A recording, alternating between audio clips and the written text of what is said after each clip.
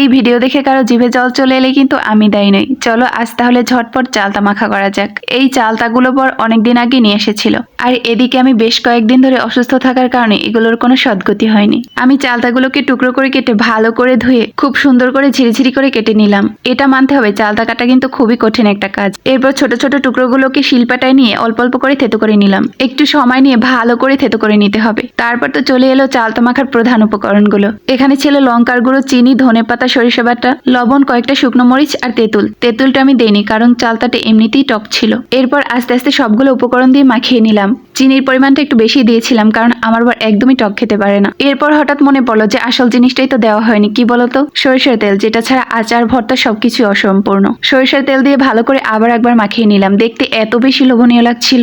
এদিকে চালতা মাখাতে মাখাতে খাওয়ার জন্য সবার মন উথাল পাথাল করছিল। সত্যি কথা বলতে চালতার আচারের চেয়েও চালতা মাখাটা অনেক বেশি টেস্টি।